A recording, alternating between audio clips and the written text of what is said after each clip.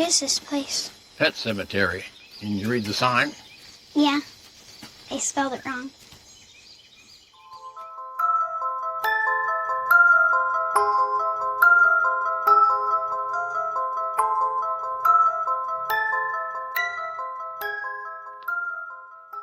You're listening to the Fun with Horror podcast with your hosts, Scotty and Andrew.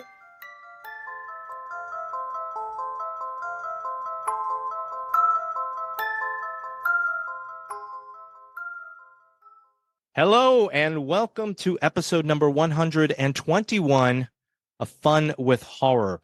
It's usually the podcast in which two long-distance best friends take turns giving each other movies to watch so that they can stay in touch. But Andrew is taking a week off, and I am joined by our lovely friends Stanley and Alex from the Gory Gays podcast. What's up, Stan? I was straight up going to say Stan. I'm Stanley because I thought we were doing our podcast. Okay. What's up, Scotty? Hey, Scotty. What's up, Stanley? Alex. How's everybody doing? Just so we're clear, Alex is sitting directly next to me. Yes, I am. Yes. I am in the same room with Stanley. I'm in a completely different location. We're over Zoom right now. This is off to a great start. Yes. We are going to talk about Pet Sematary 2019 because we've been doing a Pet Sematary series. Stanley did Pet Sematary 1989 with Andrew and I, and then Stanley and I did Pet Sematary 2. And for the next two movies, we're all three, Stanley, Alex, and myself, going to talk about Pet Sematary 2019 and Pet Sematary Bloodlines. Oh, yes. But today is Pet Sematary 2019. But first, how are you guys?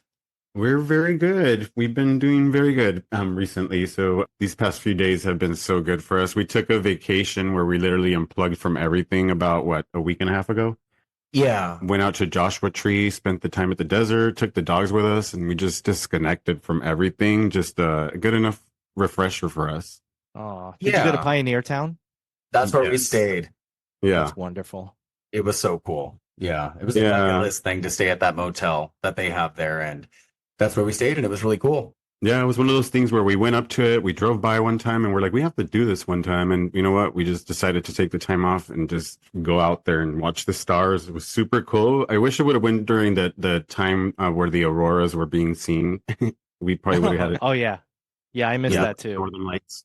So I got to thank you guys in person. I've thanked you on the podcast, but I don't think I have talked to you, Stanley, or either of you together since I went through that rough time. And I know I told you guys indirectly that one thing that really helped me, especially when I had some difficult mornings, was putting on your podcast.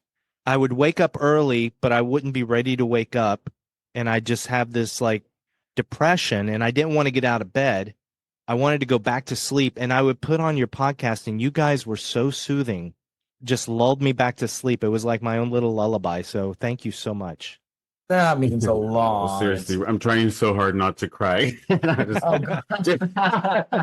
We're like, dude, we're so in touch with everything. So any little sentiment like that honestly means so much to us. So we truly appreciate that you actually took the time to listen and that this came out of it. I listened to every episode, so.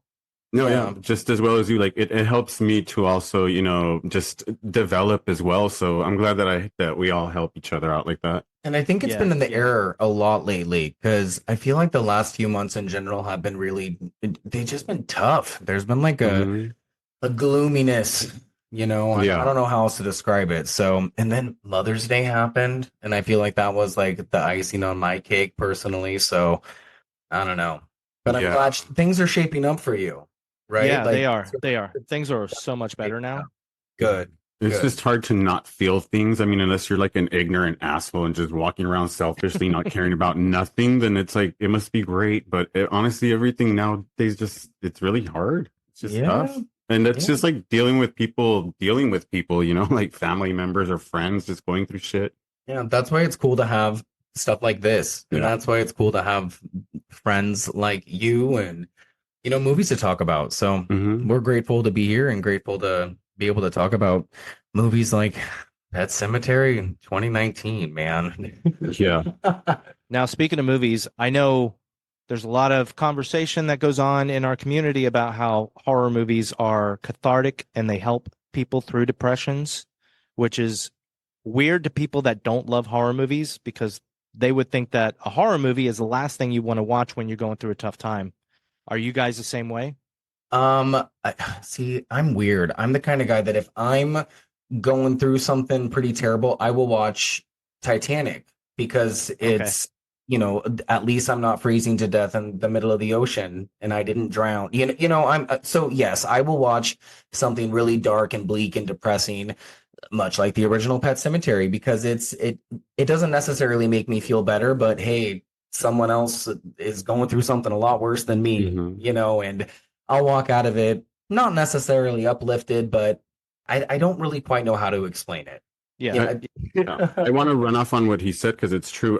When I get asked the question, like, why do you like horror movies or why do you even watch them? It's like, because it kind of always helps me know that somebody's always going through something worse than what I'm actually going through. So it does get me out of my depression. At least I'm not there. Yeah. Yeah. I feel something other than sadness when I'm watching a horror movie. I feel like the tension, just the tension and the suspense and the fear of a horror movie. And it's just a different feeling than what I'm feeling at any other time when I'm going through a tough time, Yeah, exactly. So that said, what have you guys watched lately, like in the past week or so? Oh gosh, horror movie wise, not Titanic. Yeah, it does. I mean, I watched Titanic a lot more than I don't. I watched Megalomaniac recently on Shudder. Okay. And have you seen that or heard of it? Oh, no, I have not heard of that movie. Okay, so it's this French horror film. It's on Shudder, and I guess it came out a couple of years ago. It's just this again. It's this dark, really ominous movie about a serial killer who died and his offspring that have to basically carry on the tradition. And I didn't watch a trailer or anything beforehand, so I didn't really know a lot of what was the log line that is given. I think that's the best way to go into it because when a twist that is given away in the trailer came that I didn't know about, I was kind of blown away. And he didn't watch it, but I watched it yesterday before I went to work. You showed me the trailer though, and I didn't know that the trailer was going to give so much away because it gave a lot away that I was pretty flipped for. It gives a lot away, but it doesn't tell the story. Like it doesn't really tell the story throughout the trailer. Like it just gives up the good part, a lot of the good part. It does, yeah. Yeah. Together, we watched Mother's Day, the one from the 80s, because we're going to be reviewing it soon. Yes. Right.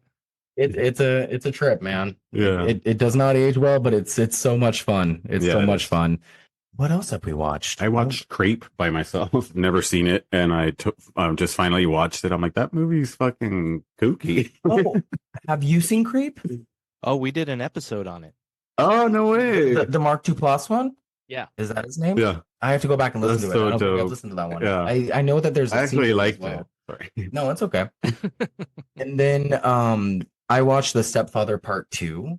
That was really a lot of fun. And as far as new releases go, I don't think I've seen anything new. Have we gone to the theater lately? The last one that we watched was not Abigail, but the Tarot. Oh yeah, and you guys did not like it. No. It was just too slow and too, been there, done that, seen it a million times. Like I told Stanley, I still want to see it, but I could have predicted that it wasn't going to be great. I think everybody did, honestly, but it was the only thing out there for the pick. Yeah. Yeah. Actually, Mother's Day, going back to that, I actually saw that for the first time maybe 3 years ago. Oh, wow. Yeah. And I had never seen it before. And I think I was watching it because I was watching the In Search of Darkness movies, the movies that they covered in the documentary. I love those documentaries. Mm-hmm. They're really long, but they're really good. Now, speaking of trailers, we're about to talk about a trailer because what you said about the trailer giving away the twist in Megalomaniac. Do you remember the trailer for Pet Sematary 2019? I could write a book about the trailer for Pet Sematary 2019. I have so many stories about this trailer. Right, well, a whole podcast about the trailer. Let's get to it. Okay. Do you remember that talk we had about metabolism? The clock in your body? Yes. Humans have a slow metabolism, a slow clock, so we live longer. Whereas cats and dogs, well, they have a fast metabolism, which means when it runs out, They die and go to the pet cemetery. Yeah. LA discovered a charming little landmark in the woods today, right in our backyard. okay, well, it doesn't have to be such a bad thing, does it? A place to bury our pets and remember them. Might seem scary, but it's not. It's perfectly natural. Just like dying is natural. Pet Sematary 2019 was directed by Kevin Kölsch and Dennis Widmyer. It was written by, well, actually, the screen story was written by Matt Greenberg, and the screenplay was written by Jeff Buhler.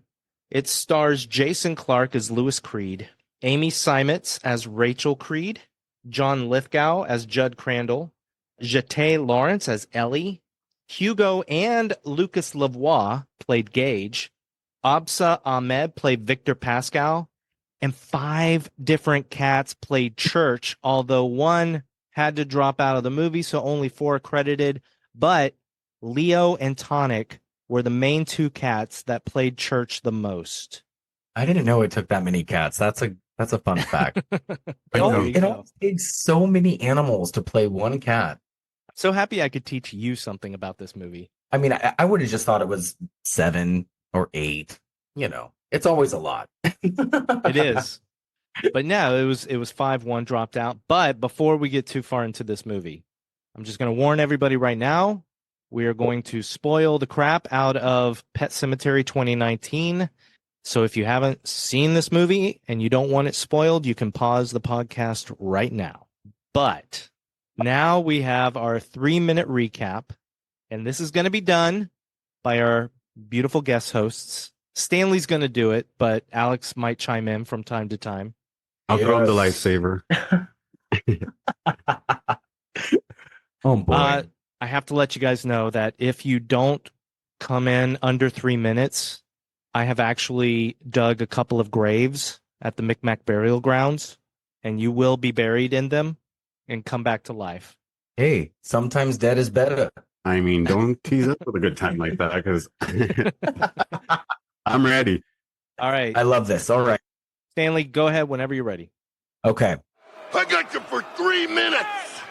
3 minutes of playtime. So, Pet Sematary 2019 goes a little bit like this. We have the Creed family, much like the original 1989 film. We have Louis, who is a doctor. We have Rachel, his wife. We have young daughter Ellie, who is about to be 9. And we have Gage, who is probably 2 or so.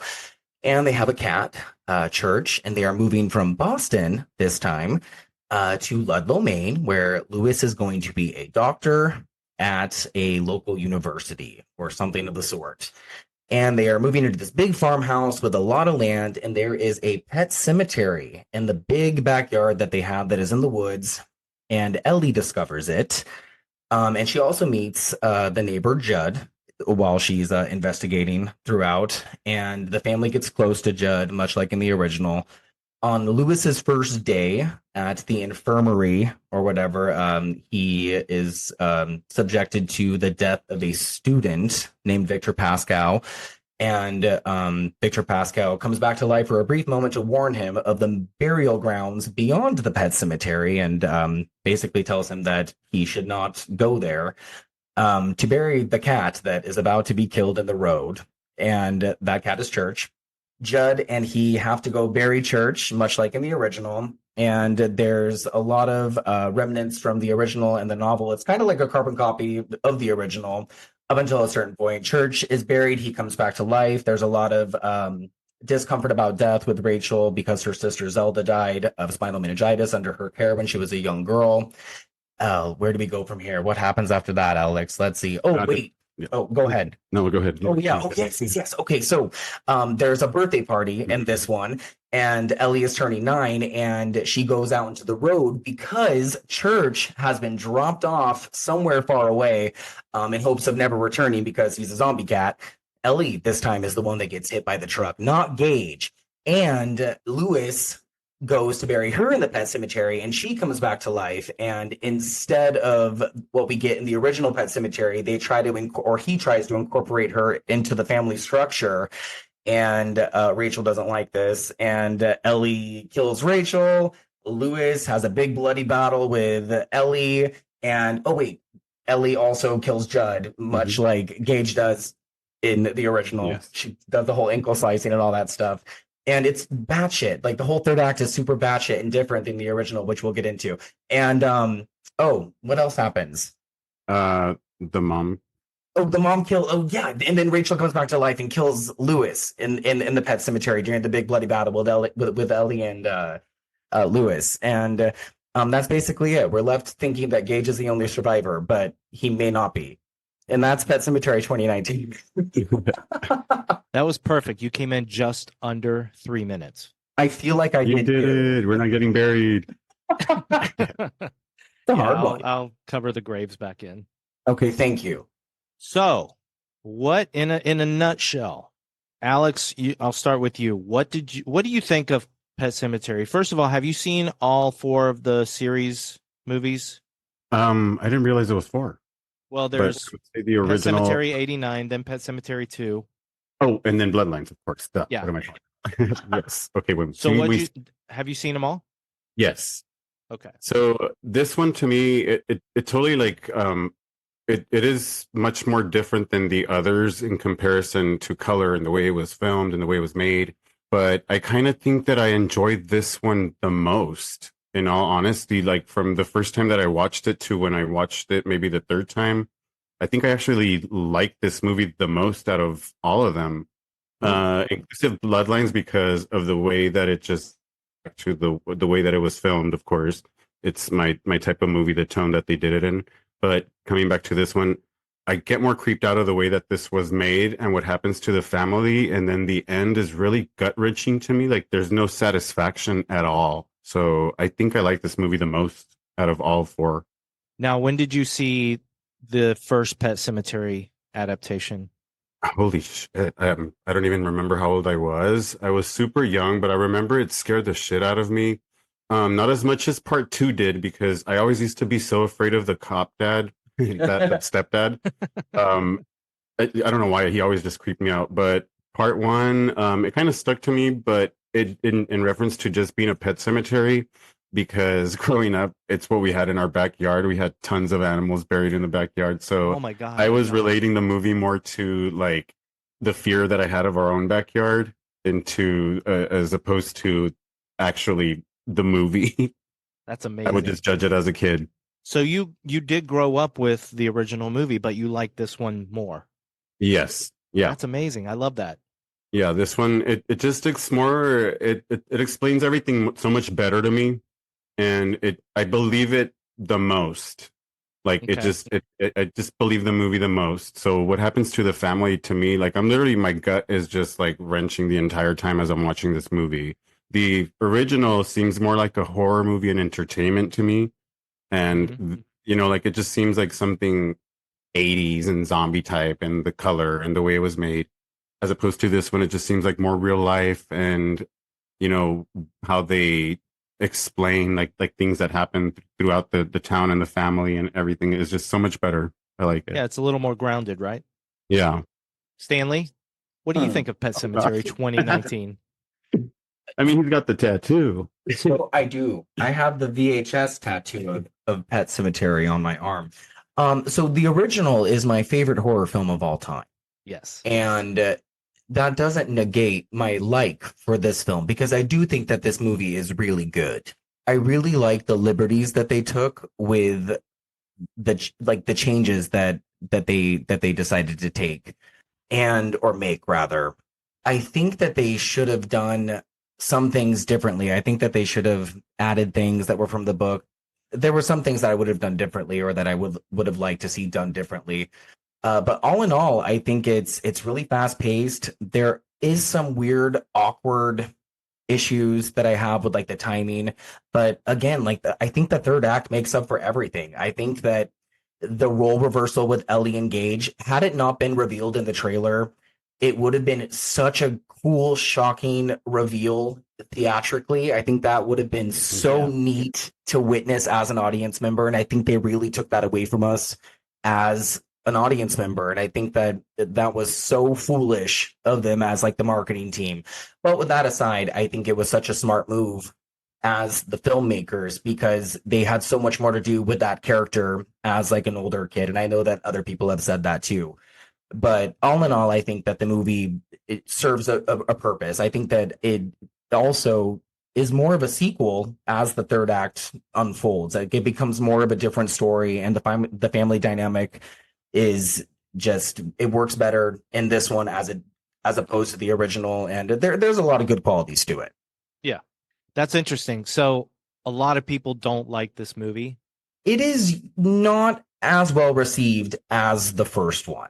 Oh, of course not. And I think that's why a lot of people talk down on this movie, because they hold the first one in such high regard. A lot of people think that it's one of the best horror movies ever made, including myself, including you, and Alex probably too. So we're definitely going to be in a minority because I, for the most part, agree with you guys. The first one will always be my favorite, but I do like this more than most people like it. Unlike you, Stanley, there's a specific moment in the third act where the movie just completely loses me. Okay. But then it gets me again. It gains me back at the very end, the very last shot.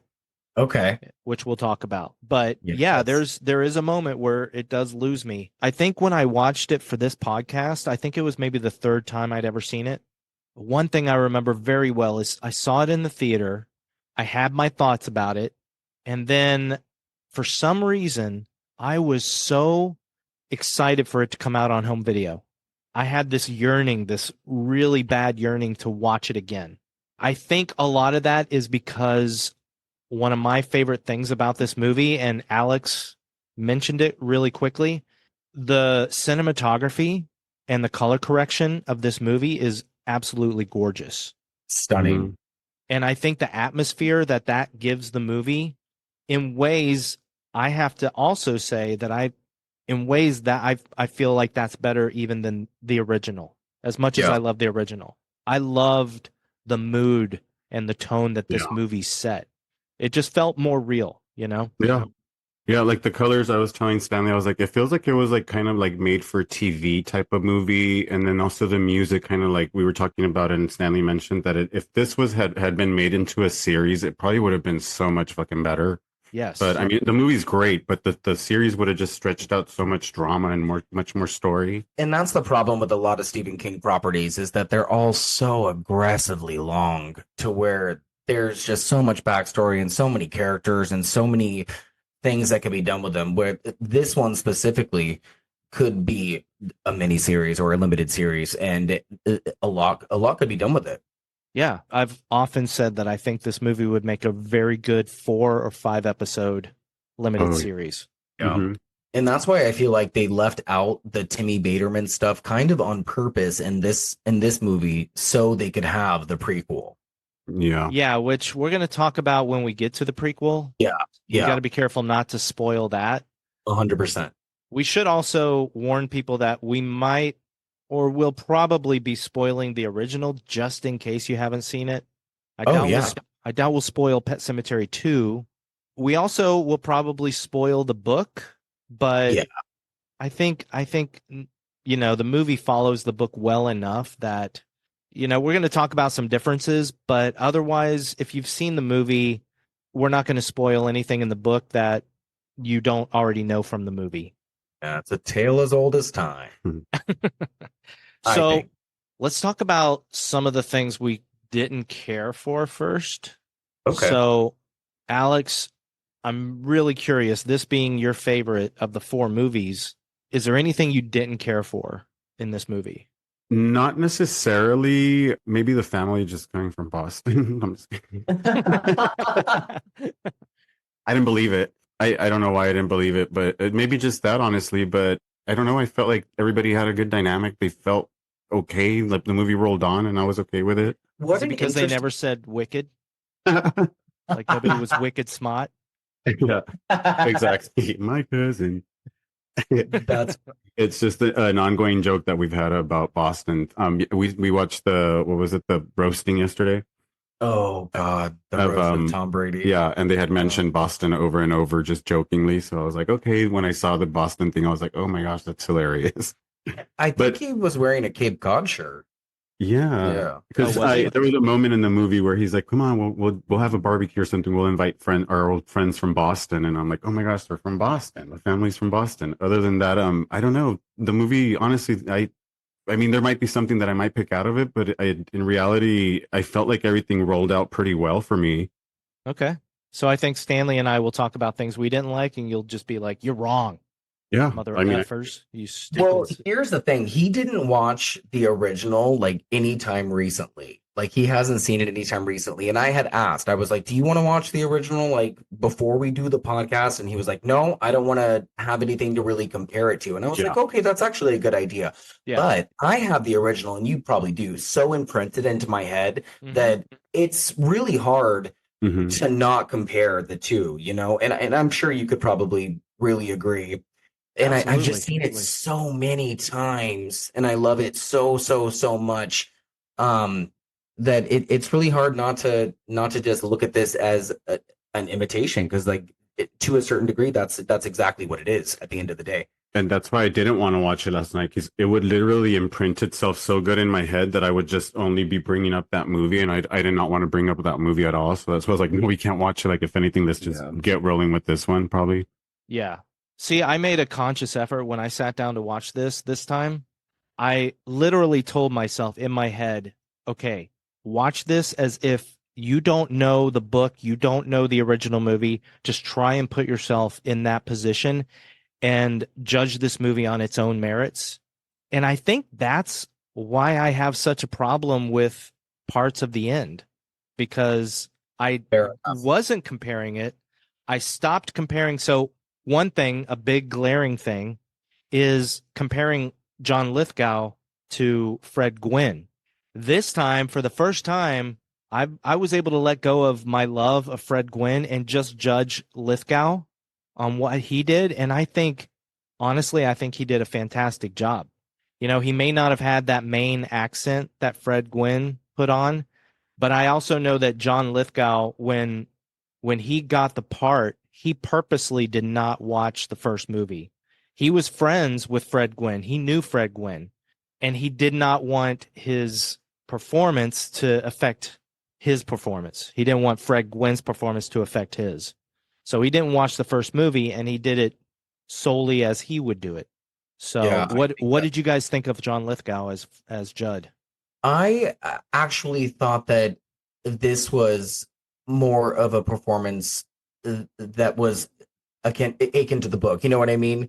Because the Judd that I was more familiar with, I never really agreed with the performance of Judd in the original Pet Sematary as much as I liked it.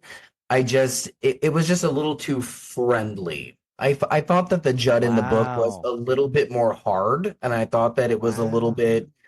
I'm not really sure how to explain it, but I do like John Lithgow, and I did appreciate his performance in this, but there were a few things that I didn't love. But that doesn't mean that the performance itself wasn't good. I do like what he did, but I think the quibbles I do have are script wise. Yes, and yeah, I don't know. I just and that's where the liberties that they took with the movie that I do disagree with. I guess, and that's just like with Ellie and he, and I don't know. I just wish they would have focused a little bit more on him and Lewis. And I don't know. I just him and Ellie, that kind of stuff was weird for me. See, that's interesting. Alex, have you read the book? No, but I pretty much know a lot about it because Stanley compares it a lot to every single movie that we watch. Honestly, like I think I know a lot about the book because of Stanley.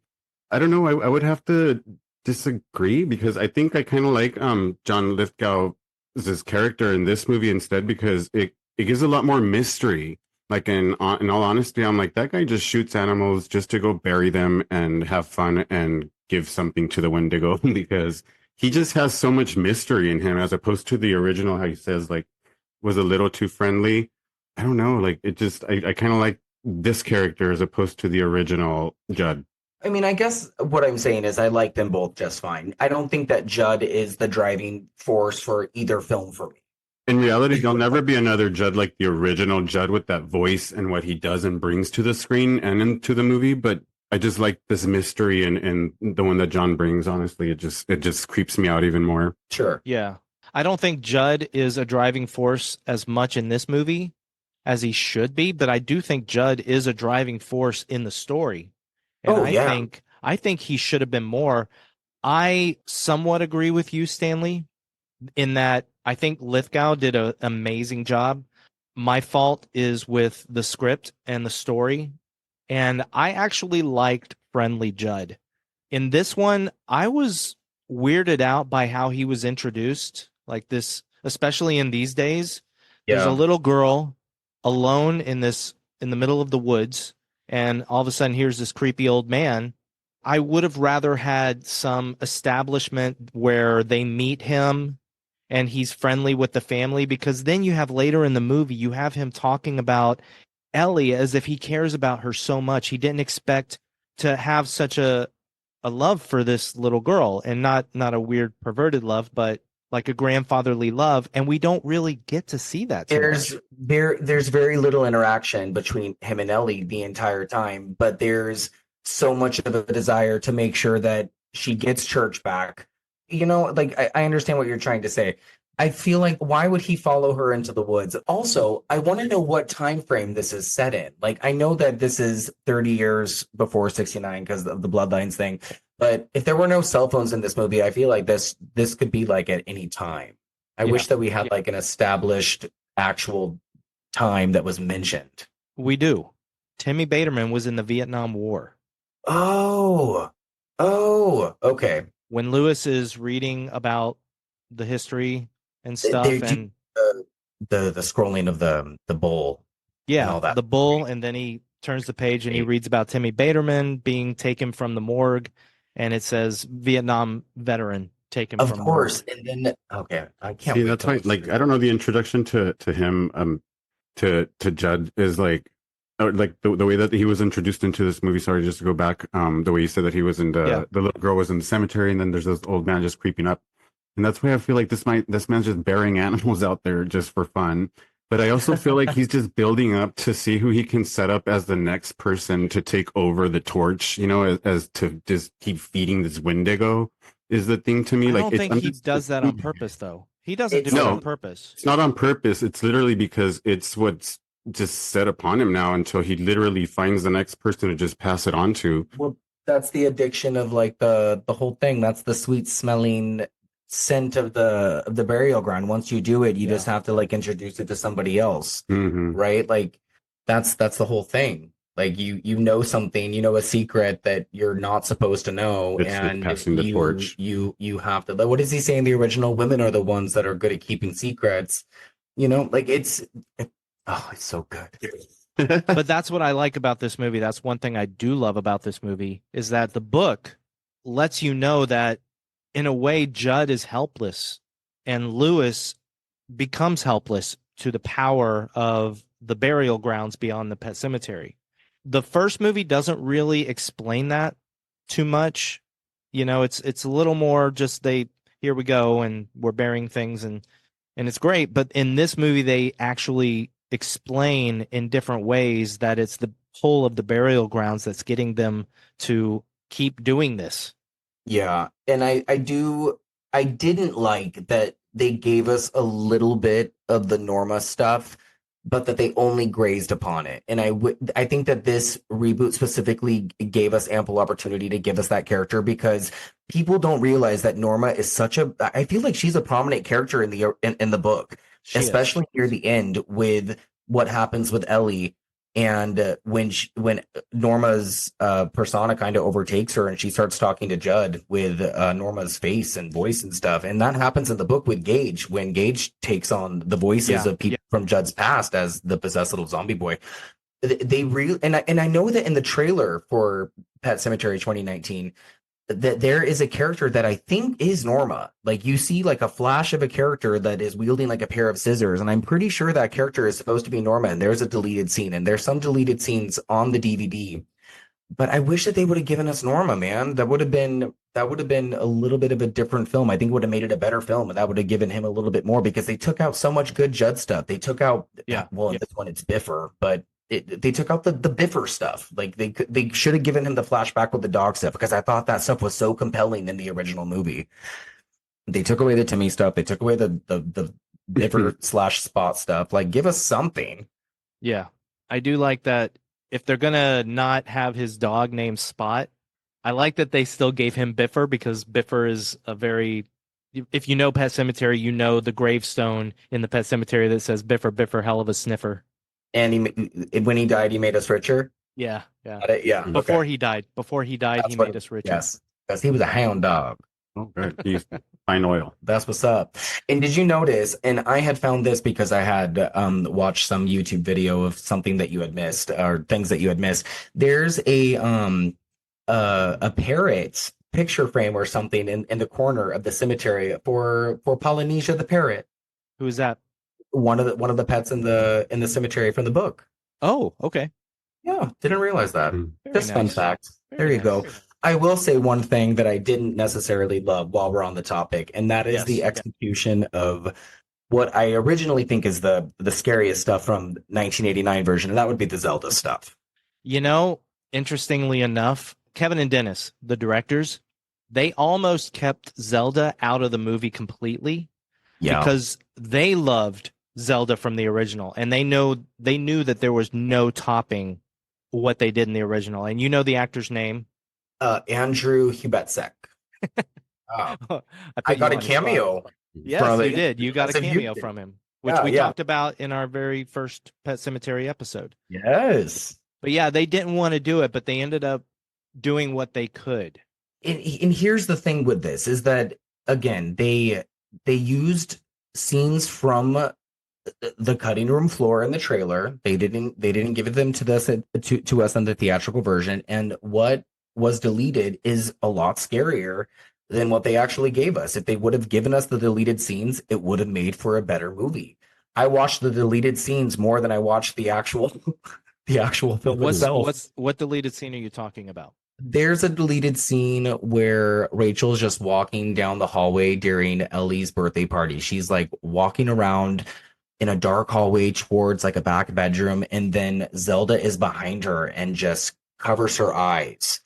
And it's a jump scare. It's a cheap jump scare, but it's effective. It's really, really effective, and it's good because it's just random and it's weird and you don't know why it's happening. And then there's another one.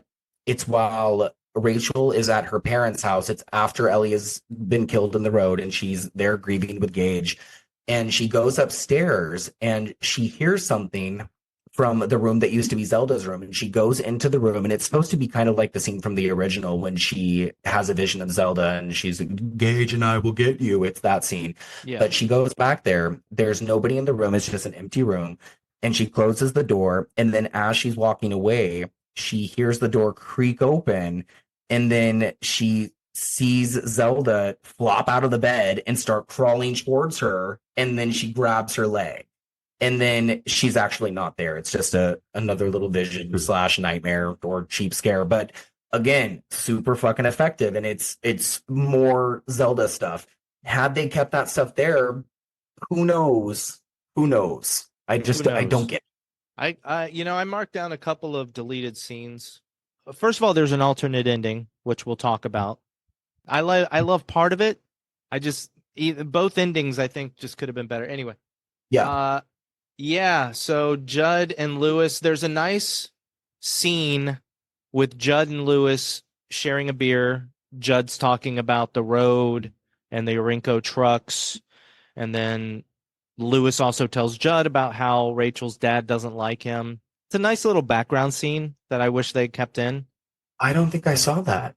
It's in my bonus features. So if you have the Blu-ray, it should be in there. Okay, yeah. The one I don't like is Judd implying that he buried Norma when she died and that she came back and he had to take care of her. And I don't like that. I think that's where the clip I'm talking about in the trailer with the pair of scissors, I think that's where that little splice is from. Yeah. That makes sense. That Yep. makes sense. But Yeah. I mean, what kind of movie would that be? You know, where would we be with a resurrected Norma Crandall? See, I wish Norma was in the movie. This is why I want like a 5-episode miniseries, because in the book there's a huge thing with Norma being alive in the book, and that's actually the first time that Ellie learns about death is when Norma passes away. Yeah. And Ellie starts to learn about death, and then she has to deal with everything else. And there's no Missy Dandridge. Remember, Missy Dandridge in the original movie took the place of Norma. Yeah, and Ellie then in about this one, death. we don't. What do we have in this one? I don't even remember. We don't. I think it's just the cemetery itself. Because yeah, it's just a cemetery, and that's when Lewis and Rachel talk about God and if there is a I God. like that. I like some of that stuff. I think some of the banter they have together is kind of well written. I fast forwarded through it the second time I watched it this week. When I was we taking did notes, today too. Okay. Yeah. Let's talk about everybody else. Jason Clarke as Lewis and Amy Seimetz as Rachel. What did you think of them, Alex? I really liked. Is it Amy? Sorry for Rachel. Amy Seimetz. Yeah. Honestly, she was probably my favorite character out of all of them. Like she had the best role. She was probably my favorite out of all of the characters, I would say. Okay. Mm-hmm. What about you, Stanley? I am going to agree, actually. And I think they said that she was the hardest to cast. Is that what they said? I can't remember who they said. I feel like they said that maybe she was one of the hardest, if not the hardest to cast. And I really love the chemistry that these two have, especially in comparison to the original. I feel like that in the original, there's just like a weird cold distance that the two have. Like, it's just not that great, And in this one, there's kissing, there's touching, and I kind of feel like they genuinely like being around each other. I don't know, like the family dynamic in this one is not as cardboard cutout. I don't know. It's just more believable to me, their chemistry between both of those characters. So yeah, I would agree with you. See, I think it's believable, but I, as a purist, I go back to Stephen King writing about family issues during that time. Like all his books dealt with dysfunctional families, Pet Sematary, Cujo, The Shining, all of them had dysfunctional families. So I felt that the first movie portrayed Lewis and Rachel as a couple that genuinely had love for each other, but they were having some issues, Oh, yeah. And I actually do appreciate that about the original, Yeah, you're right, actually, because in the original, I guess you would look at that Lewis Creed as someone who probably visited hookers on the side, huh? I don't know about that. Jeez. But you would, you would see that Lewis as the in-laws that hate him, like that's there. In this one, you don't get any of the in-law stuff. No, you don't get any of the. That would have been. There's just that look at when the parents pick up Ellie. I mean, when the parents pick up, oh my gosh, what's her name? Ellie. Yeah, Ellie. No, not the little girl. No, Gage. No, when Gage Ellie dies, and then they pick up Gage and Rachel, and then the dad just gives Lewis this Clarke. Just this look, like there's no spoken language between them. It's just a look, like a stern look between a dad and a ex. And then like a son-in-law. Yeah. He also gives them a look at the funeral. Oh, really? He's glaring at him. You don't notice because then the thing you focus on at the funeral is Lewis looking at Judd. Yes, that's the only thing I focused on, so I didn't even care to glance at that. Wow. Yeah, as the camera's going past, you see Rachel's dad just like kind of glaring at Lewis. It's really cool. There are a few little missed opportunities if you are comparing, but like you had said, if you're just going into this with a clean slate, looking at this as its own individual movie, like you had just said, then it's really cool. But how are you to know, if you haven't seen the original film or read the book, that there's any drama between Lewis and his in-laws? Yeah, exactly. How are you to know that? How are you to know that you're supposed to be looking at his father-in-law for a glare? How are you supposed to know that there's any tension? How are you supposed to know any of this stuff? But in the plot of this movie, what does it matter? Like I guess you're right. If her dad doesn't like Lewis, like how does that further the story, you know? And then it's the faults. I mean, who chose to move out there? And then it's going to be one of those, we should have never came out here. Like whose fault is that is the first thing that everybody's going to just look at. Yeah. And There's that's the that. feeling I got that her parents were giving him the look of, this is all your fault because you wanted to bring them out here. Exactly. Well. And you weren't fast enough to save your daughter, you know? Yeah, exactly. And this is where the family starts, problems start ensuing and they start developing. So that's why for me, because if you've based the movie on the book and the original, then of course you want it to be that fictional movie that you know so much about.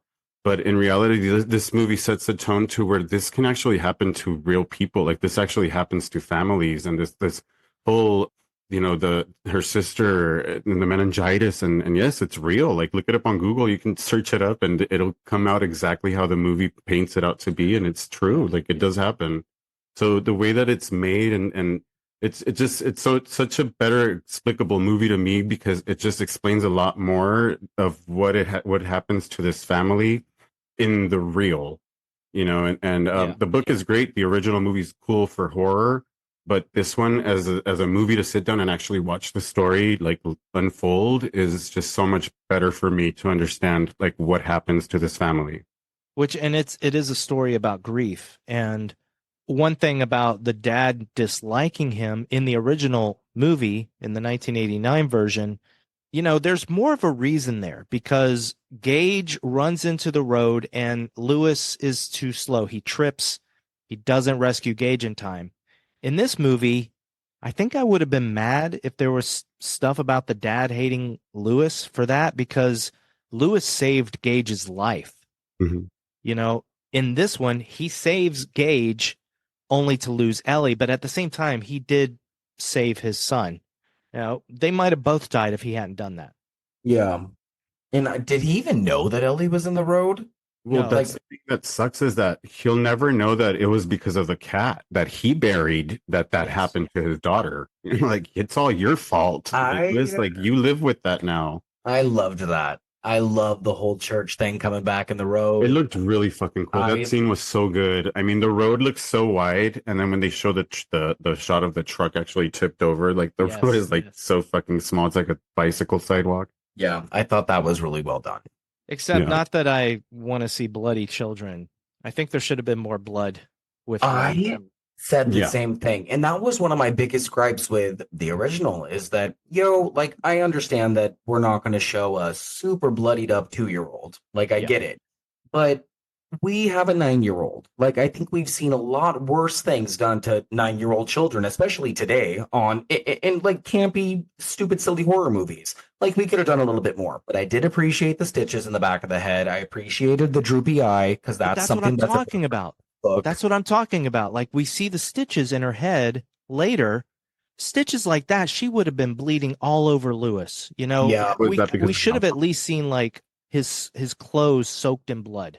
Yeah. Well, and what do we get? We get blood on Rachel's hand, and there was blood on the truck thingy, whatever that is. At the bottom of the ladder. And I never noticed that until we watched it. Oh, wow. Yeah, there's at the bottom of the ladder of the truck as it's tipped over, you can see on the rail there's blood, and that's where I believe Ellie grabs onto, not the daughter. I think she just grabs onto that, and that's where the blood Rachel. Her. Rachel, sorry. When she sees Ellie. I did not notice that. Mm-hmm. But did you notice who's calling the truck driver? Sheena, baby. I'm glad you caught that name because I actually was like, who the fuck's calling him? And he shows up. Who's Sheena? Sheena is a punk rocker. That's the song that is being played when the original truck driver runs over Gage. So in the original, let me ask, the truck doesn't break apart, right? Oh, the truck tips over and crashes. It tips over, but after it hits Gage. Yeah. But it doesn't break apart. No, the truck just runs him over and dismantles his little body. Yeah, I'm just trying to see the speed of differences and how things happen because, apples and oranges. Yeah. In the original, the truck driver, again, Lewis doesn't save Ellie or anything. It's just Gage. And the truck driver is just looking at his phone, does not see Gage until it's too late. And he does start to slam on his brakes, but then you see Gage's little shoe go flying.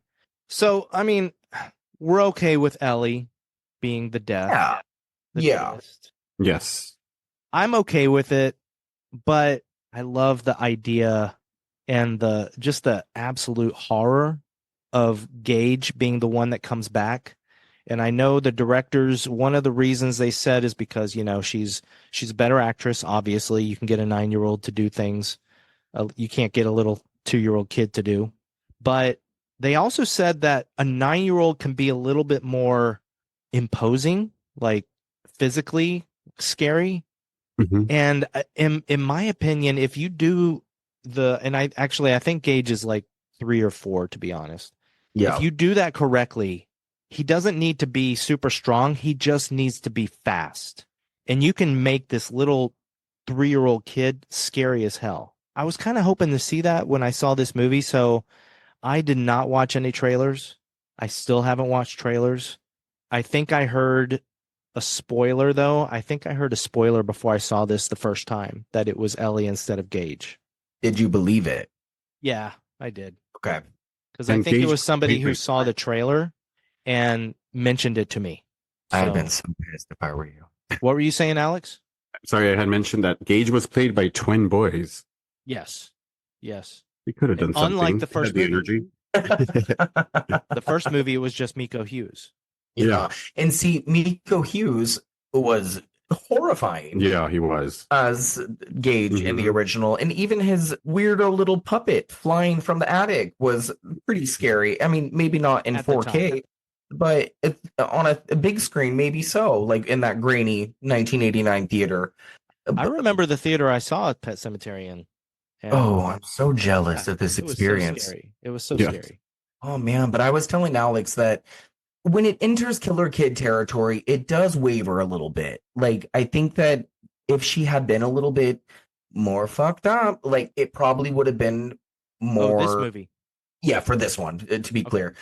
Or maybe if she'd just been wearing a mask the entire time, one of those animal masks, it might have been a little bit more scary. I mean, I don't know. She puts it on for a while, right? She puts it on for a minute when she's attacking Judd. But I do think that the part with Judd is pretty creepy. I think the stuff with Norma's face is really creepy. And I love the part when Rachel comes back in for the first time and when she has the original encounter with Undead Ellie. I think that part is so good because of Amy Seimetz. Is it Seimetz or Seimetz? Seimetz. Thank you.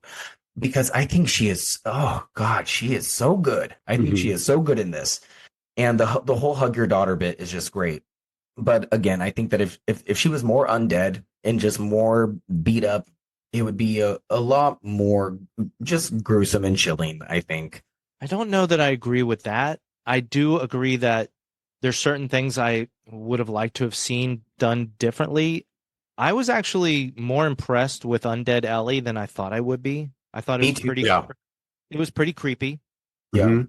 Especially Lewis brushing her hair in the tub is just the worst part. The voice that she does is so good for me. She does this thing where she looks up at him and her face, like, I don't know if it's just me or not, but like her cheek does this weird little like half smirk smile thing. And she's like, yeah, no, it's not a half smile. I wrote it down. She does, like, her lips turn down at the corners and she's like, you know what I'm talking over about. Zoom and nobody can see me, but yeah.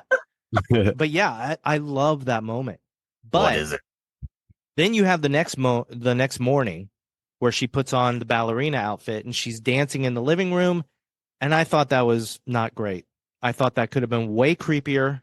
It's a little campy. Or not have it at all. It's a little campy. Yeah, no, I agree. And I think that when she is having the scuffle with Rachel as well, that there are bits and pieces that work really good. And then when she like gets up and like pokes her head over the bed, I think that that's kind of silly. And then when she does her little giggle, like I think that's a little silly. Like when in the original, like these undead are not completely with it, and I think that that's what makes Timmy Baterman's character so scary, and that's what makes undead Rachel at the end of the original so scary. Is that they're not entirely with it, and I think that Ellie's a little too with it. I think that when they have all of their vocal capabilities and that they are just like fluttering around. Like it's not as scary. There's a little bit more of a camp factor, and I Right. don't think that's what the original Pet Sematary or, well, yeah, the original Pet Sematary. Pet Sematary 2 is an entirely different entity, but I just don't think that that's I what think you're this is. mostly right there. I think, and Alex, you can chime in here. I think the parts of Undead Ellie that are the creepiest, at least, are the moments where you're reminded that she is dead.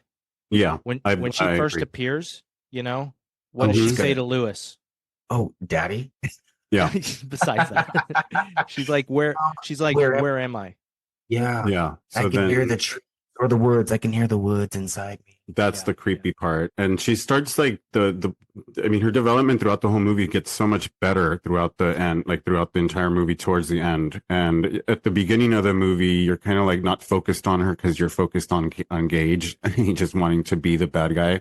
But then she really fucking delivers in the middle of the movie towards the end. To me, she gives it all. I was really excited at the end when she is straight up kicking Lewis in the stomach and Lewis is just falling all over the place. Like this little girl is handing this full grown 6'2" man his ass. I love it in movies in the like this. cemetery. Yeah. Like I love it in movies like this when dolls are straight up destroying full grown men. All right. Well, let me talk about one more good thing about Ellie before I Yeah. start talking shit. Okay. I love. I mean, I hate Rachel being stabbed, but Yeah. I thought that moment was so sad and creepy We loved it. because Yeah. she just slides the knife in, and the way she's telling Rachel that there's no God, there's no heaven. Just like that's horrifying to hear as your last thing to hear before you die.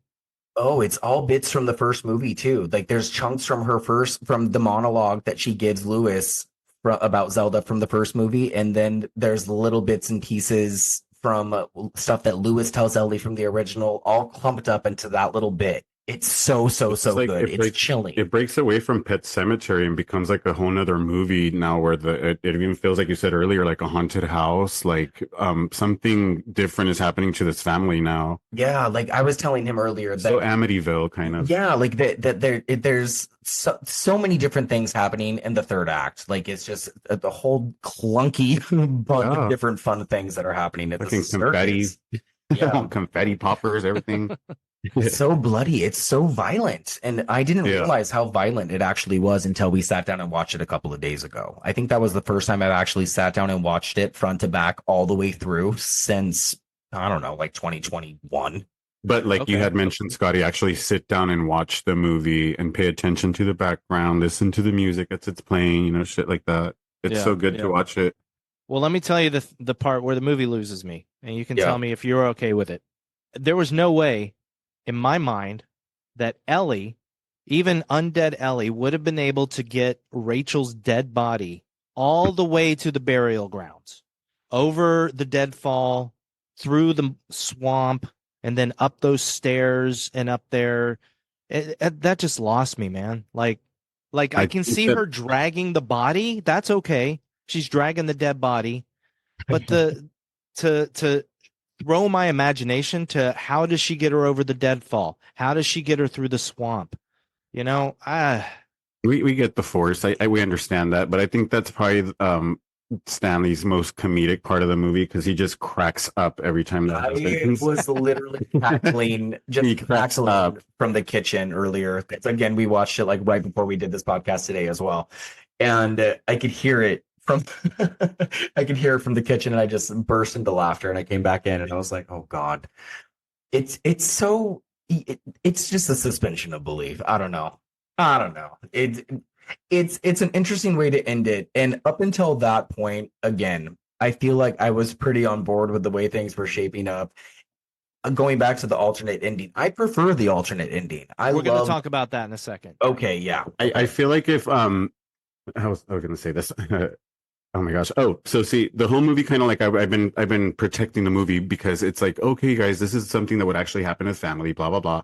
But this moment is the most fictional moment in the entire movie. So it's like, why give us this if you couldn't add a little more here and there? Like you did this and we have to believe this. So why couldn't you give us more throughout the movie? Yeah. And I think that's a little disappointing factor when you see that. play out, and it's like, how are we supposed to believe this? But you couldn't just deliver a little more.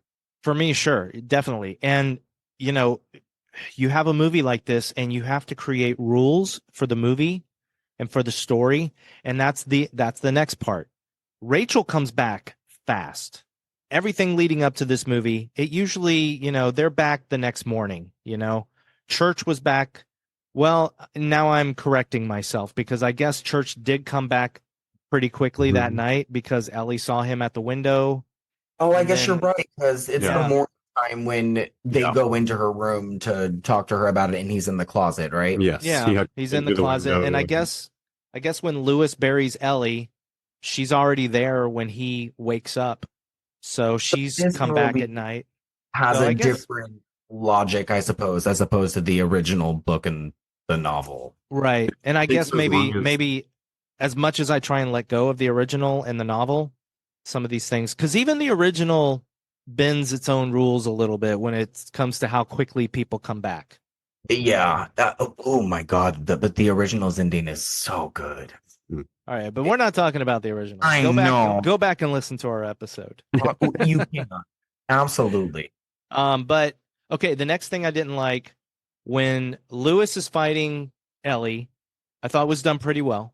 But then when he's got her trapped under his foot and she starts thrashing about, Andrew would tell you if he was here, one thing that loses me a lot in movies is when they do the sped up camera effect. And I hated it. I'm like, okay, come on, stop. You're just speeding up the camera. Just have her thrash about like a kid would. Don't speed up the camera. Just let her thrash around. It would be terrifying enough. I would have really loved if it was different faces. If it was different faces of like just residents of Ludlow dead, you know, like just the dead gone by or whatever. That would have been a cool effect. But I understand what you mean. Yeah, it's an annoying effect. It's kind of like the House on Haunted Hill thing. It's not I don't know. Okay. Never seen it? I don't think so. Oh man. You're not missing much. No, but you're right. Had Timothy's face came out of her while he was researching, he kind of knew about that whole history, so that would have been creepy. Oh yeah. I just think if she just would have thrashed around without speeding up the camera, I think it would have been fine. I was still there. But okay, so then as he's about to maybe kill Ellie, and she does her little sweet Ellie thing and makes him pause, then he gets stabbed by Rachel and he dies. And then the final scene is Gage in the car and the entire family, undead family, coming towards the car, and Church jumping up on the hood. And then Lewis comes over to the driver's window and you hear beep, beep, and you know that they're about to let Gage join the family, which I love. I do love that ending. The look on Gage's face just fucking sells it. He's not even concerned. Like he's just like, oh, okay. Yeah. Well, I think he's a little scared. I think He's a little scared. Yeah, he has a look in his face. What's wrong with my family, right? Mm-hmm. Yeah. He just had it come out. I don't know. I just feel like he just woke up from a long nap and he's like, all right, let's On go. the deleted scene, he looks like that. Oh, in the deleted scene, he looks horrified. All right. So alternate ending. Now we'll get to the alternate ending because I like part of the alternate ending. Okay. And disliked another part. So in the alternate ending, Lewis catches up to Ellie in the cemetery. Yes, because then you don't have to suspend your disbelief that she's able to drag Rachel all the way to the burial grounds. Up all those stairs. He fights Ellie, but then when it comes time to kill her, he can't do it. He just can't do it. But then he buries Rachel alive. That I don't like. Oh. In the alternate ending, this is an alternate ending, everybody. He buries Rachel alive. She's still alive and he buries her, which I'm like, why? Just let her die. Like, and then he buries her dead. And then they're trying to do the book ending. Yeah. And I appreciate that they did somewhat of the book ending perfectly. So book spoilers here, but this is also kind of a spoiler for the end of the first movie. Lewis buries Rachel. And he goes back to his house and he's in his kitchen waiting. And in the book, it's the perfect ending because he hears somebody come into the house, a hand lays on his shoulder, and then a gravelly voice says, "Darling." And that's the end of the book. So In the first movie, you have gross out Rachel with pus coming out of her skull and everything. But in the alternate ending of this one, they did that thing. They had Lewis go back to the house with Ellie, right? Yeah. And then he's sitting there with Ellie, and then the door opens, and just like before, there's a hand that goes on his shoulder, and you hear "darling." Yeah. But then it doesn't end. Like you see Rachel's face, which they shouldn't have shown.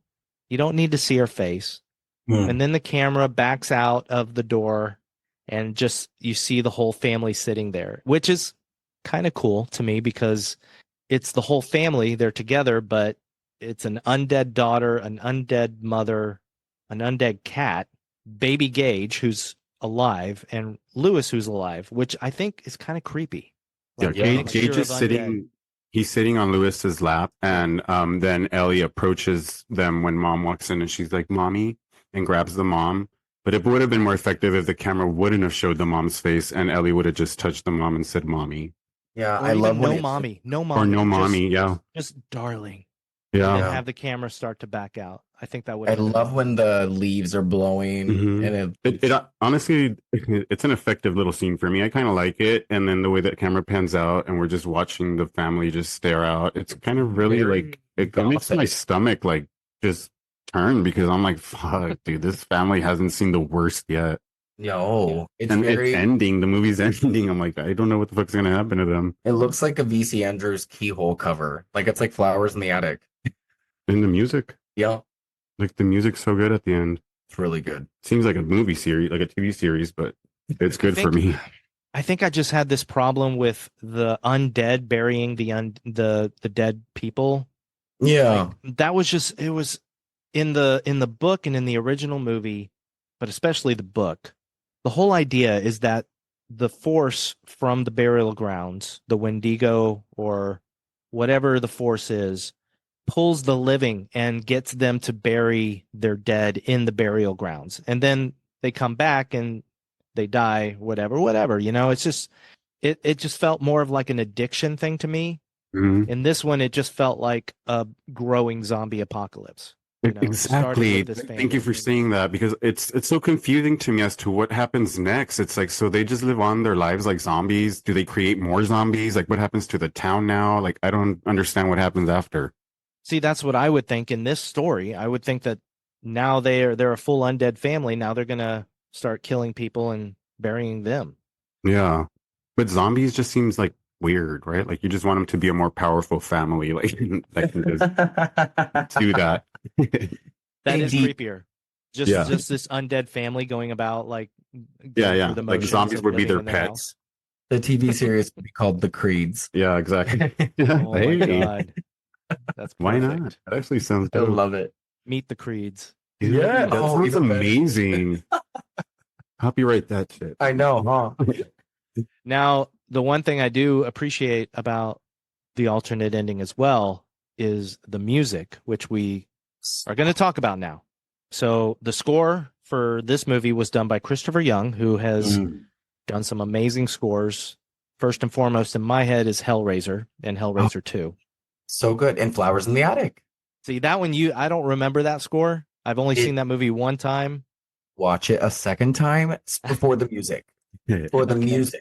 Okay. If anything, the soundtrack is so haunting. Much like a lot of his other music. Like oh my gosh. And this, I don't think the score is much different. I think this score is great. I have it on vinyl. You do too, don't you? I do. Yeah. Love it. But going back to Flowers in the Attic, I think I'd watch anything for Christy Swanson. Oh gosh, I think she's an asshole in real life, but I think she is so gorgeous. I think she is too. Yeah, she sucks. I think she turned into an asshole. And she's not a great actress, but she's so good to look at. Like I think she was the original Buffy. She was. What? Yeah. Oh yeah. Oh, yeah. I was like, what? Okay, no, but I'm what? Like you're so. Let's go off on a tangent here. Like, wouldn't you be an asshole too if you created this role and then some other girl played that role in the TV series and that's what everybody remembers?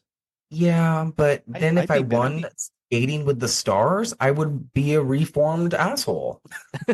Oh no, Skating with Celebrities. That's what it was. Skating with Celebrities. Skating with Celebrities. Okay. Yeah. But yeah, so Christopher Young did the score. He did an excellent job. I'll be honest. I'm just going to be very honest. I love Christopher Young's scores. This is not my favorite of his, yet it's got some absolutely gorgeous moments that are worth me owning the score on vinyl.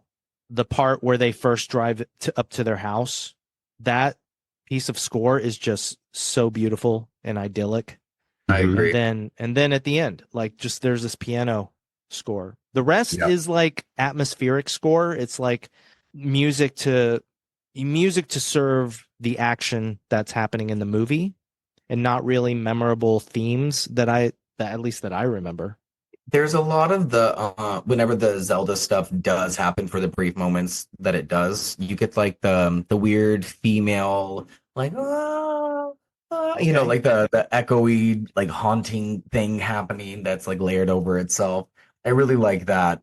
And you know, thinking about it, I do too when I see the movie, but when I listen to the score, I don't remember that. So okay. I mean, I don't listen to the score all the time. Yeah. And like you said, it's not my favorite Christopher Young score either. I think that mine would probably be Flowers in the Attic, man. You really need to revisit it. I know this is not what this is about. I will take that to my grave. I love it. I just might, but Hellraiser will always be mine, because oh God, what a banger. When I saw Hellraiser many years after seeing it back in the 80s, I was like, wait, I don't remember this amazing music in this movie. This is incredible. And oof. And I think it may be one of my favorites. Hellraiser 2's got, I think the soundtrack to part 2 is even better. Yeah. Mm. And then Hellraiser 3 is not Christopher Young. It is definitely not. It wants to be. God, it wants anyway, to be. So that's the score in this movie. I thought it was very good. Yeah. Before we get to 3 questions, I got a few notes left. What did you guys think of the kids at the beginning? The kids taking their dog to the pet cemetery. So this is, it was a little misleading, because that's more that they could have done more with as well. Mm-hmm. I think that that's stuff that more book material that they could have done stuff with. Just kids that built the cemetery, for instance. I know it's been there for a very long time, but it's just more lore type of stuff. But why the masks exist, and what exactly is happening. But I didn't hate it, but I just wanted more from it. It wasn't enough. It was just one of those, like, give it to them for audience satisfaction, you know, just so we won't hear it, that it wasn't in there. But it could have been a lot more, or like I said, don't do it. But again, it's very much more of that in the trailer. You get a lot of random shots of kids in masks, like behind closed doors, slamming doors, like just turning to the camera. Like, it's really, really bizarre. Okay. And but it's a good procession. It just felt like it was out of place where it happened, kind of how it happened. Yeah. I didn't mind it until the last time I watched it. When I sat down to take notes, because then I started to think, if your dog dies, that's a traumatic moment for a kid. The last thing I would have done is get all my friends and get in masks and had a little kid playing the drums going to the pet cemetery. And like you guys are saying, there's got to be more story there, because then you have the story of this town that, kind of like in It, there's an evil in the town and everybody kind of knows about it, but most everybody ignores it. Yeah. And that's what I love about the book, is that they talk so much about, like, the kids, and like there's even a pair of twins that Judd knew that when he was a kid back in like 1910 or some shit, and like how this place was built, and there's so much stuff, and I would have loved just like a little bit of a not even a flashback, just a mention of the Judd's childhood. If you wouldn't explained why it's spelled Pet Cemetery as opposed to cemetery because of the kids, I would have never even known that why it's spelled cemetery. They don't say that. It's misspelled. Yeah. That's what it says. That's what Ellie mentions it. She's like, well, I know what it says, but it's spelled wrong. I thought that was cute. Yeah. A little nod to the original. But well, talking about Stephen King, Stanley, if you read that article, Things You Missed in the Movie, you probably saw a couple of the Stephen King nods, right? Oh, So I'm pretty sure I caught all of them. I've got two. Okay. I've got Rachel as she's trying to get back home. She obviously sees the sign for Derry. Oh, yes. Where it takes place. Oh, yeah. And- Needful and other Things. Oh, wait, not stores. Needful Things. Oh, God. There's No, so I think- many more. I think Needful Obviously. Things is in Castle Rock, isn't it? That's Or- the Castle Rock one. Yeah. But Insomnia. okay, yeah. There we go. The other one that is very subtle during the party, during Ellie's birthday party, if you're listening to the audio, you can hear Judd telling somebody about a Saint Bernard, which is obviously Cujo. Have you seen Cujo, Alex? Yes, Okay. I have. It's probably one of my favorite movies. It's kind of weird to like know, but it was probably one of the first horror movies that I watched with my sister, my older sister, and she was just terrified of it. So I would always pretend that I was getting one of those little attacks and A rabies attack? yeah, like rabies Oh, attack, gosh. and like she would just slap me, smack me, and I would not like wake up, and I would just terrify her with that. So that became like one of my favorite horror movies when I was like super small. Absolutely. That'll be another episode. I love it. I appreciated that when Judd is taking Ellie to the burial grounds, he kind of sees the Wendigo in the distance, but I like how they treated it where it's like a trick of the eye that kind of disappears from his view. If you're looking for it, you can see the shape of what's supposed to be the Wendigo. But then it just kind of fades away. And you can hear it, right? At the beginning. But you can hear it in the first movie too. Okay, yeah. You hear like a tree falling. Blames it on a loon. Yeah. Doesn't he? Yeah. Okay, Which is straight from the book. Right. But in this one, he hears the noises, and then he stops and he looks off into the trees, and you see a shape in the trees. Mm-hmm. And it's kind of one of those things where the first time I saw the movie, I was looking at the trees and I didn't realize there was a shape there until the mist makes it go away. Yeah. And then I'm like, oh. Yeah, and in this one, Judd does this thing with his mouth. Like he does this thing when he looks up and he like does like this mouth grind wherein like you can just tell that he's super, super scared or nervous or something. Yeah. I feel like that's yeah.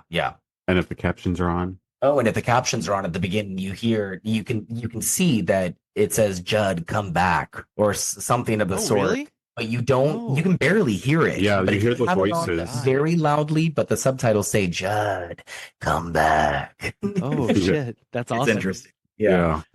Nothing in this movie grossed me out more than Judd's tobacco stains in his boot. Oh my god. Yeah. That was nasty. And that's my question is, do you think those were real? I mean, like, that was makeup. No, Okay. it was makeup. Because my stepdad has this, or my ex-stepfather, I guess, whatever. He has the same thing. Oh, he does? It's bad. Yeah, and those exist.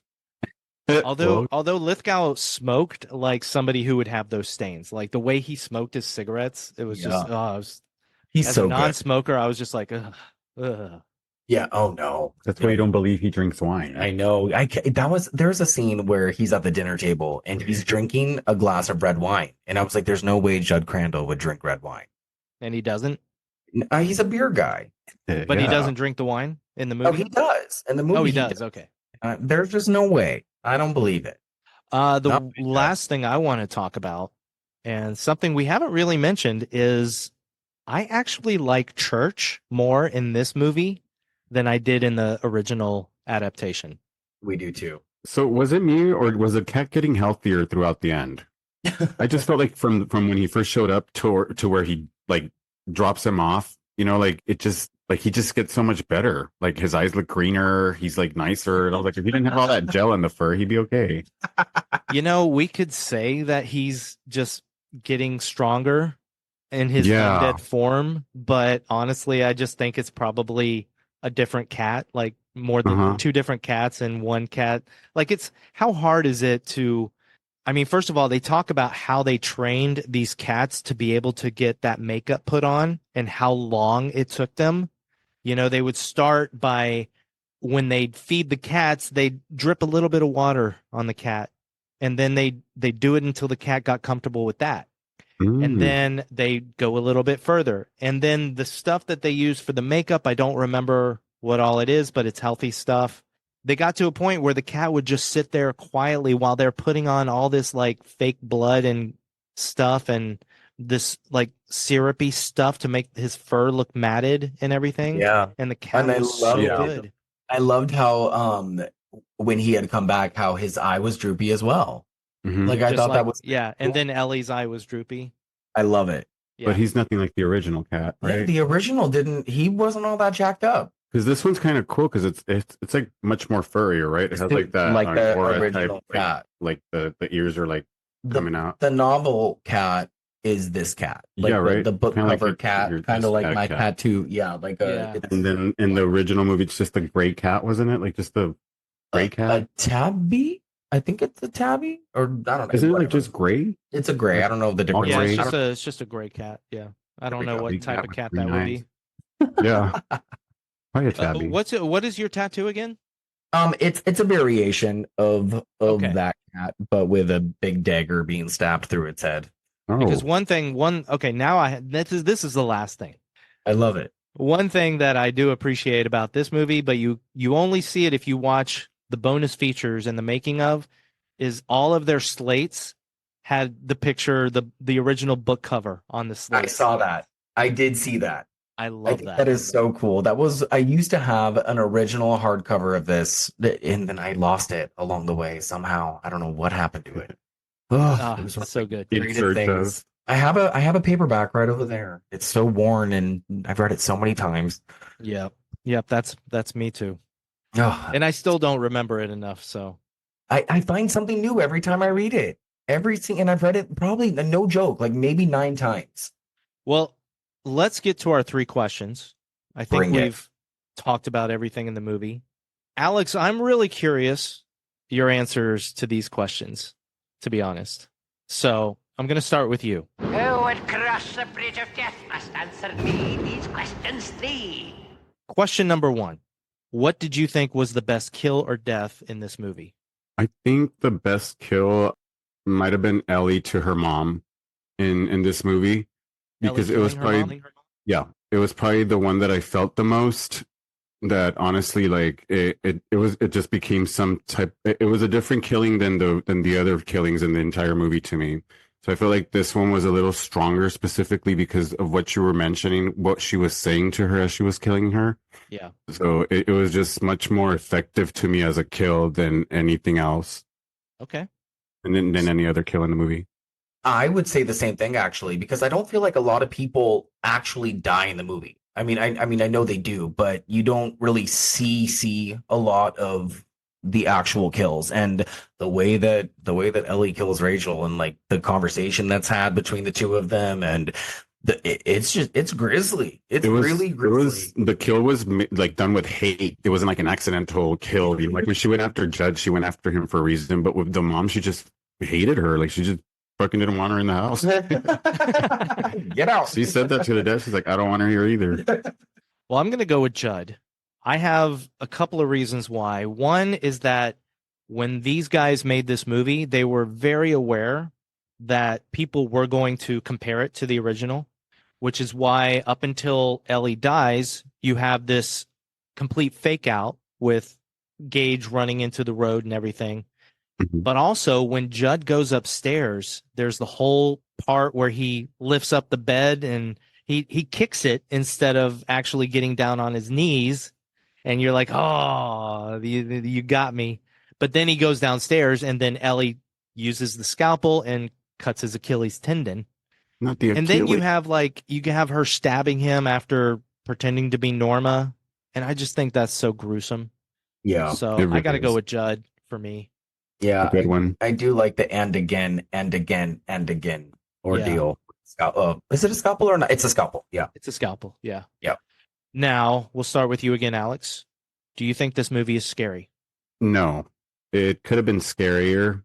Honestly, like it's kind of like Hereditary. Well, Hereditary is like fucking fucked up, but I mean, it's just like one of those, like, it can happen in real life. So the horror unfolding that's happening to this family throughout the movie is what it's not so. And I wouldn't say it's too horror.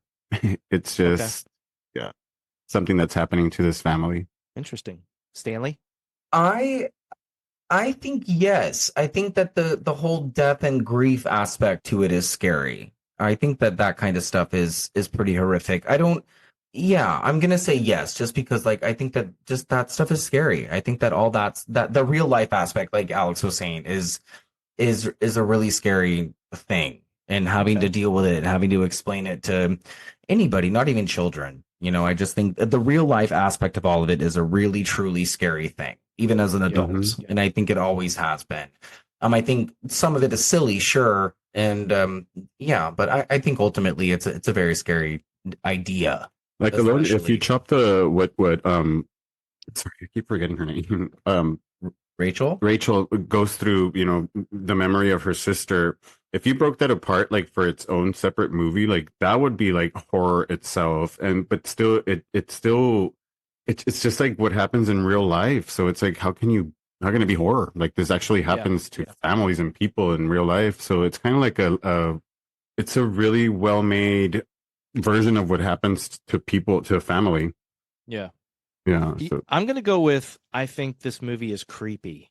Yeah. I don't think it's very scary, especially, I hate to compare to the first adaptation, but the Zelda stuff, everybody remembers that as being terrifying. In this one, it wasn't as scary. It was just, I think they tried to rely on some jump scares a little too much.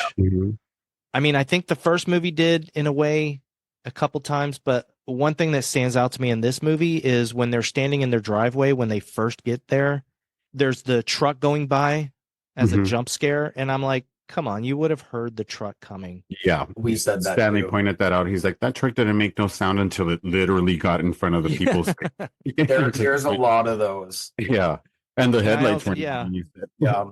He's The like, way they did the Zelda dying in the dumbwaiter could have been really just scary, but they made it a jump scare when she opens the dumbwaiter and then Zelda falls. And it's like, okay, come on. Like, I think it would have been terrifying enough if she had heard something fall and then she opens the door and there's her sister. Yeah. Because we saw it twice. Once was a dream where Zelda's just falling out through the elevator. Yeah, right. Oh, when she hears the noises in the house. Yeah, in the new house. In the house, yeah. So that was a dream, but yeah, I don't know. But I do think that this movie has a lot of creepy moments that I appreciate. I would say. Finally, did you have fun with horror, Alex? Absolutely, always. Yes, sir. Yes, I did. Stanley? I absolutely did as well. I always do too. Especially with Pet Sematary, man. Anything Pet Sematary related, I'm 100% here for. Well, remember, it's okay to have a fun time talking about the movie, and loving the movie, but knowing that the movie is not fun to watch. There are definitely movies that are not fun, but they're fantastic. Oh, absolutely. Yeah. No, and that's why I recommend Megalomaniac, because I probably will never watch it again, but it's one of those. We'll recommend it to everybody, but never watch it again. There you go. Yeah, I think Pet Sematary, I had a fun time. I think this movie is less fun than the original adaptation. Yeah. But yeah, I would say to a point, I have fun watching this. So there's Kölsch right behind you. Yeah. I see him wagging his tail. I'm like, And so we think the church ran away, sweetheart. Yeah. He didn't run away. Well, He was outside my window last night. honey, maybe you had a dream that you saw him. Okay, well, that was Pet Sematary 2019. Of course, stay tuned to Fun with Horror, everybody, because eventually, not sure when, but we will be finishing up the series with Stanley and Alex when we talk about Pet Sematary Bloodlines. Right, guys? Yes. Is that us? Is that our cue? That's your cue. But next week, I'll be back with Andrew, or not next week, next episode. I'll be back with Andrew, and we'll be talking about the new Shudder movie, Infested. So good. That's going to be fun. But guys, what's going on with you? What's going on with us? Tell me about the Gory Gays. What can we hear now? What's coming up? What's going on?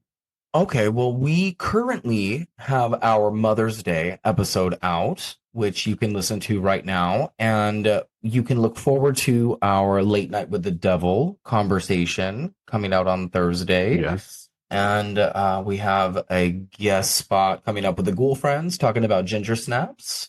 And that's about it right now. I mean, there's a bunch of more fun stuff coming up, but we'll cross that bridge when it comes. Yeah, follow us on our Instagram to get all those links. Yeah, we got a Threads account too. We're finally joining the real world.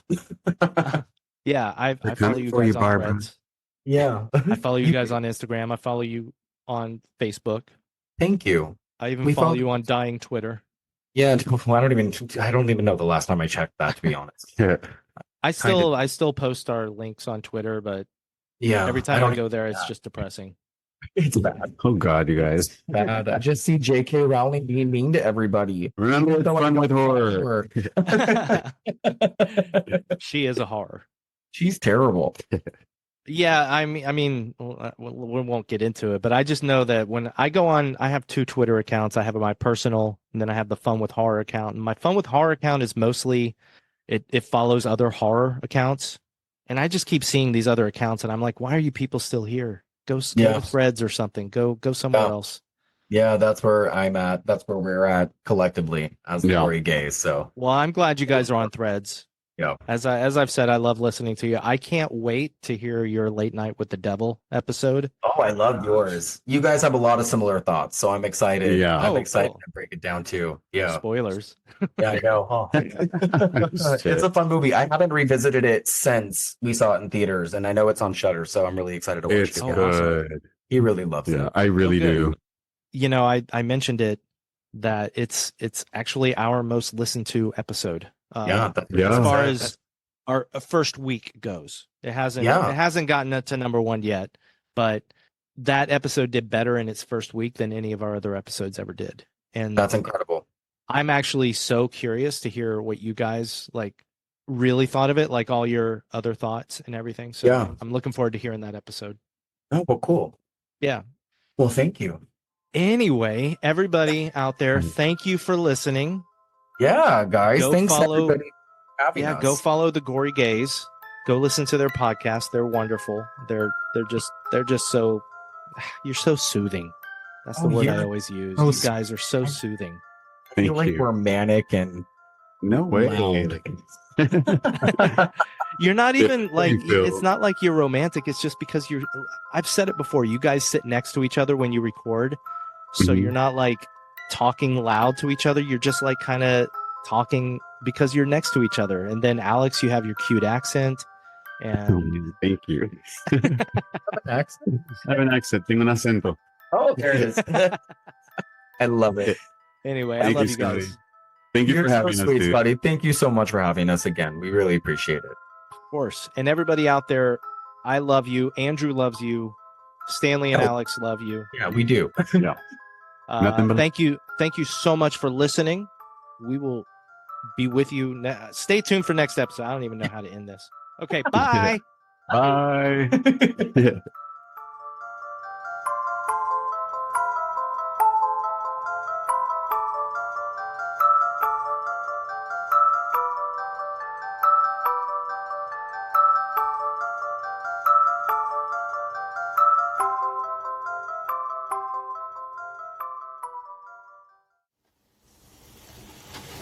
Ellie's cat is walking around over there like nothing happened.